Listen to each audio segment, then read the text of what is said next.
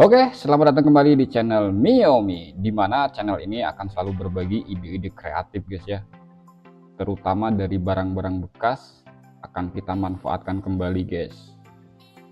Oke, di kesempatan kali ini atau video kali ini guys, kita akan memanfaatkan solder yang sudah tidak terpakai guys ya, tapi dia masih bisa panas guys ya. Seperti solder saya ini dia masih panas tapi sudah tidak enak dipakai guys ya, karena ini sudah off-black, sudah saya akali diganjal pun masih off-black ya. Jadi kalau untuk menyolder itu tidak nyaman guys ya. Dan solder ini akan kita manfaatkan yaitu elemennya guys ya. Saya sarankan solder yang 80 watt guys ya, yang panas. Dan alat ini itu nanti sangat berguna sekali guys ya untuk para teknisi ataupun para yang penghobi elektronik. Alat ini tuh bisa membuka chip LED guys ya, atau lampu-lampu LED itu chipnya bisa kita buka, bisa buka konektor HP ya, konektor cas HP itu sangat mudah sekali. Nanti saya akan praktekkan guys ya, dan bahkan bisa membuka IC SMD dengan mudah guys ya. Bila kalian suka video ini, silahkan kalian klik tombol subscribe-nya dan tombol loncengnya. Terima kasih. Oke, alat yang pertama yang kita butuhkan adalah elemen solder guys ya. Ini bisa bekas solder ataupun baru juga bisa guys ya. Saya sarankan yaitu yang 80 watt guys ya, karena biar panasnya maksimal dan mudah untuk bekerja guys ya. Yang kedua yaitu heatsink guys ya. Ini saya dapat dari bekas CPU guys ya, zaman dulu, atau heatsink yang lain bisa guys ya, yang mempunyai sirip seperti ini guys. Kalian bentuk seperti ini guys, kalian bentuk seperti ini, kalian cowok tengahnya ini guys ya. Nanti kita tempatkan elemen solder ini di tengah ini guys ya. Lalu yang ketiga guys ya, sebenarnya tidak perlu guys yang ketiga ini, karena untuk mempermudah saja guys ya, saya menggunakan saklar seperti ini guys. Ini saya dapat dari bekas PS guys ya. Oke, untuk yang keempat yaitu kayu guys, papan atau seperti ini guys. Kecil saja guys, ini kurang 8 cm kali 5 cm guys ya. Kalau bebas, untuk kalian bebas guys ya. Oke, langsung saja kita buat alat ini dan nanti kita praktekkan berguna apa alat ini untuk para teknisi dan untuk penghobi elektronik guys. Yang pertama guys, kita bentuk dulu heatsinknya ini supaya bisa dibaut di posisi seperti ini guys ya. Dia usahakan bautnya tidak nongol ke atas guys ya, karena nanti mengganggu medan kerja guys ya. Karena yang atas ini nanti kita akan jadikan medan kerjanya guys ya. Lalu setelah itu kita posisikan ini di sini guys ya. Posisikan di sini. Kalau bisa cari yang pas guys ya, biar tidak susah. Nah, ini kebetulan heatsink saya ini pas masuk guys ya sini, jadi dia mengalirkan panas elemen ini ke heatsink ini cepat guys ya, kalau pas begini guys ya. Nah, kurang lebih seperti ini guys. Ini akan saya letakkan di sini guys ya. Nah, di sini. Oke, lalu kita bengkokkan ini dua ini untuk bautnya guys ya. Kita bengkokkan ininya guys untuk posisi bautnya nanti guys, kurang lebih seperti ini. Dan kita akan besarkan lubangnya guys ya.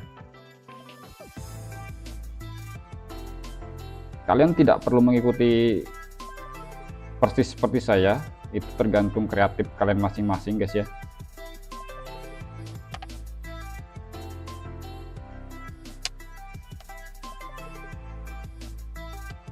Oke, sudah jadi kurang lebih seperti ini guys ya. Jadi ini posisinya agak bawah guys. Jadi nanti baut tidak nongol ke atas ya, atau tidak nyangkut ke medan kerjanya ini guys ya. Saya rasa dua saja cukup guys ya. Tapi kalau mau lebih kuat diberi 4 guys ya, sebelah sini guys ya. Oke, langsung saja kita cari skrupnya atau bautnya untuk menempelkan ini di sini guys ya. Oke. Selanjutnya kita skrup guys ya. Kalau bisa gunakan sekrup yang tajam guys ya. Ini saya menggunakan sekrup baja ringan guys ya. Dia atasnya tajam jadi mudah menembus kayunya guys ya. Oke, yang satu sudah, dan kita sekrup yang sebelahnya lagi guys ya.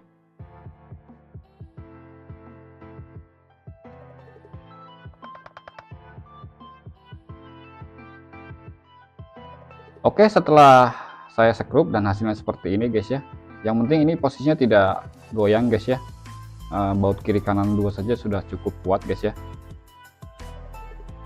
Selanjutnya kita untuk pemasangan saklar guys ya. Di sini saya menggunakan saklar bekas PS guys ya, seperti ini. Sebenarnya tidak perlu pakai saklar, tidak apa-apa, tapi untuk memudahkan, yang pertama bila terlalu panas kita tidak perlu mencabut guys ya, kita langsung matikan dari sini bisa.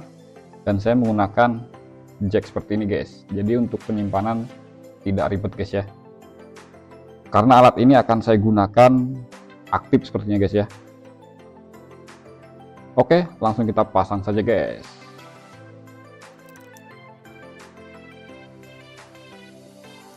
Oke, setelah saya pasang saklar kurang lebih seperti ini guys ya, ini kuat, baut dua saja sudah cukup.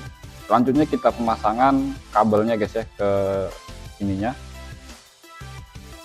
Langsung saja kita solder guys ya. Lanjut, kita buka dulu tutup belakangnya guys ya. Sebenarnya alat ini ada yang jual guys ya, tapi apa salahnya kalau kita punya elemen solder yang tidak terpakai, kita buat alat sendiri guys ya, untuk ngirit pengeluaran juga guys ya. Untuk yang sering servis HP untuk ganti-ganti konektor chargernya itu sangat mudah sekali guys, tapi tidak semua tipe HP guys ya, HP-HP tertentu saja. Kita pasangkan ke sini guys, kita solder saja langsung guys.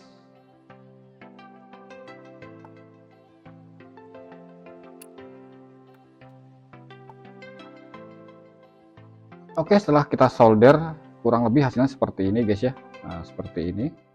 Jadi nanti ini untuk kabel ke 220 nya, dan kita menghidupkan dan mematikannya cukup dari sini guys. Dan untuk menyimpannya kita tinggal cabut lagi guys ya, jadi tidak menemui tempat. Oke, selanjutnya kita ke pengetesan guys ya, apakah alat ini benar-benar berfungsi dan bermanfaat. Kita tutup dulu belakangnya guys ya, agar menghindari hal-hal yang tidak diinginkan tersetrum guys ya.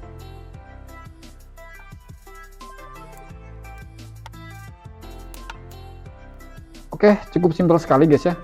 Alatnya pun sudah jadi dan sangat singkat sekali untuk membuatnya, tidak perlu membutuhkan waktu lama guys ya. Kita langsung ke eksekusi untuk mencobanya guys ya, apakah berhasil atau tidak yang saya katakan tadi. Oke, saya cari dulu bahan-bahannya untuk mengetes atau menguji coba alat ini. Oke, yang pertama akan saya contohkan untuk melepas ini guys ya, konektor charger. Di sini saya tidak ada konektor charger HP guys ya, jadi saya mencontohkan yang ada saja seperti ini. Jangan lupa kita kasih plug dulu guys ya, lalu kita tempelkan ke pemanas ini guys, apakah berhasil atau tidak guys ya, untuk membuka komponen seperti ini guys.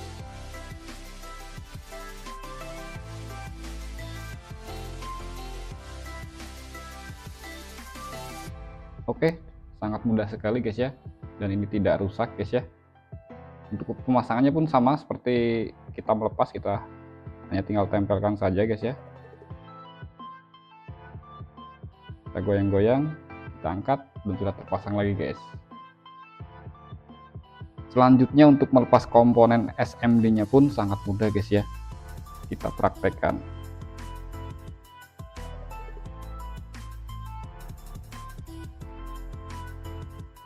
Sangat mudah sekali guys, ini sangat membantu pekerjaan kalian guys ya, atau yang hobi elektronik, oprek-oprek.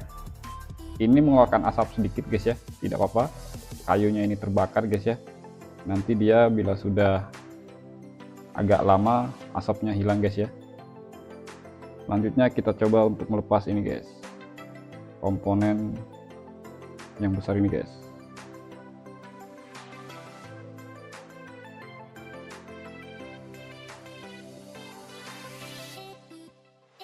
Sangat mudah sekali guys.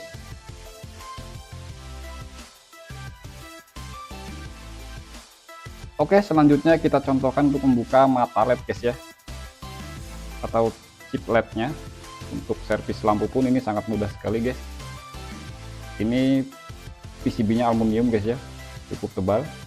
Apakah mampu atau tidak, kita coba guys ya. Kita tambahkan plug dulu guys ke chip LED-nya. Mungkin agak lama guys ya untuk proses yang di PCB aluminium, tapi ini berhasil guys ya, sudah saya buktikan, dan ini cukup membantu alat ini guys.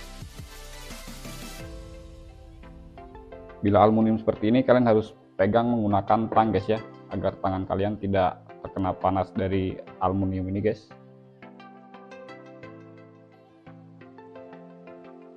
Karena aluminium sangat cepat sekali menghantarkan panas guys ya.